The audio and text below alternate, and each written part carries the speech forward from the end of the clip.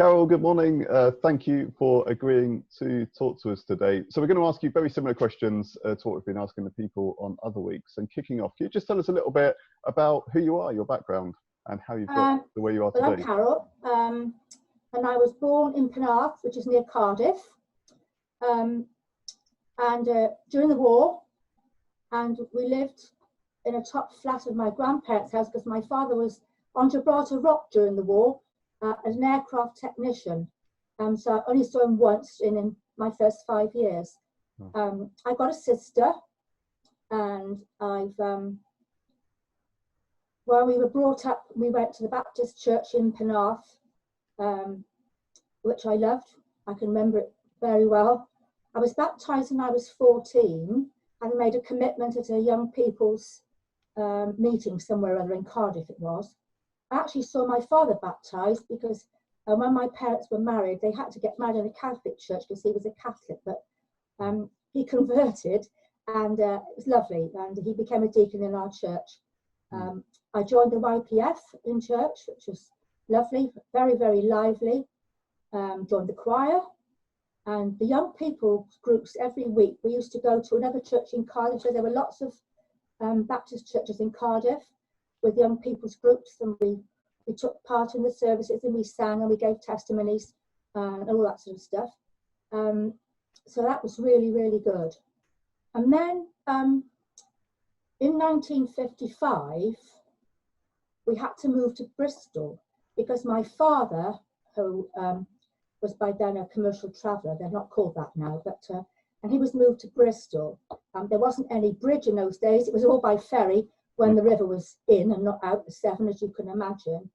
So we moved to Bristol, but the way we got led there, I have to just say this, was absolutely incredible, really. It's how I met Rog.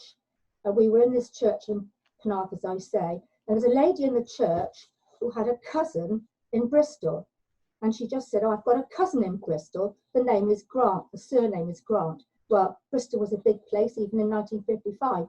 So we moved to Bristol, and we lived in Westbury.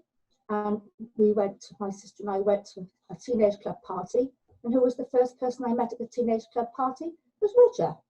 And that was in 1955. I know, it's sad, isn't it, really? That was in 1955. So yeah, and then I went on to be a nurse. We did a lot in the church there. We taught in the Sunday school, and we got married in 1962. And we've got a daughter in Bristol, a son in North Yorkshire, a grandson in Bristol, and 4 grandchildren in North Yorkshire, and 3 great-grandchildren who we saw on a video on their car yesterday, which was quite good fun.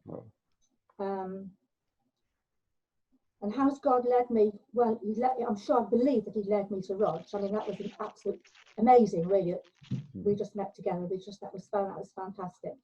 I won't say we haven't had difficulties, not within our marriage, but within the family, quite big difficulties within the family. And I won't go into that, but they were quite difficult at times. But Julia asked me to say how God had led me. Well, if you look back, you can sort of see how God has led you, various places. You don't know at the time sometimes, but when you look back, you can see it. And I mean, we now find ourselves here in Exmouth. I mean, we've been all over the place since then. You know, Roger's in the ministry, so but we've been here 19 years now, which seems amazing. The longest time we ever lived in one house. And then Julia wanted me to say about what it meant to be a Christian. Well, when you listen to people's testimonies who came from difficult backgrounds, you can see how God has really radically changed their lives. Well, I know he's changed my life, but not as radical as some. But I just want to read a couple of verses, if I may, from In Christ Alone, because I think this sort of sums up how I feel about what it means to be a Christian. Just the first and the last verse, is that okay? Yeah. In Christ alone my hope is found. He is my light, my strength, my song. This cornerstone, this solid ground, firm through the fiercest drought and storm. What heights of love, what depths of peace, when fears are stilled, when strivings cease. My comforter, my all in all, here in the love of Christ I stand. No guilt in life, no fear in death. This is the power of Christ in me. From life's first cry to final breath, Jesus commands my destiny. No power of hell, no scheme of man could ever pluck me from his hand. Till he returns or calls me home, here in the power of Christ I'll stand. And that's my testimony. Thank you so much. Can I just pick up on one thing? This is an extra question which we didn't warn you about. So all right. If you look like a rabbit in headlights, we understand. You alluded to things being difficult, and we don't want you to go into details there. But often when we have times of testimony like this, people tell the stories of how God has led, and it's they've been able to sense God leading, or it's been easy, or it's turned out well. But I imagine that actually there's lots of times that it's been really hard, just to sense God's leading and how he might be taking you in times when you've wrestled with God. Are you able to say something very briefly just about that?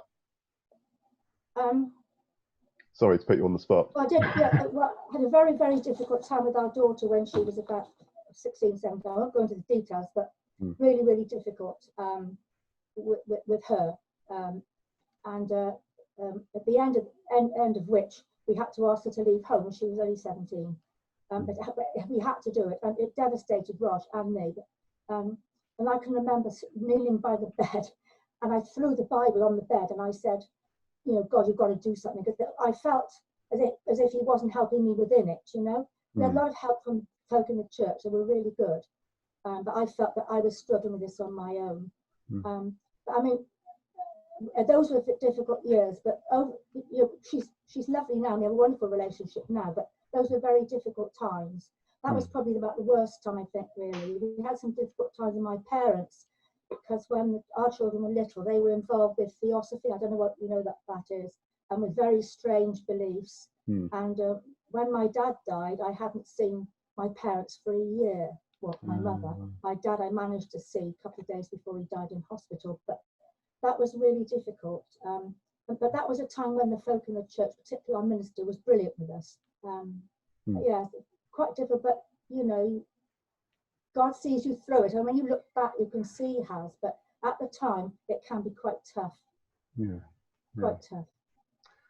Thank you so much. Okay. I think that's the critical thing, isn't it? That we can sometimes think that, especially looking at people like you and Roger with so many years in ministry and so many years as Christians, we think, it must all be plain sailing. It must be easy, but actually, it's an up and down.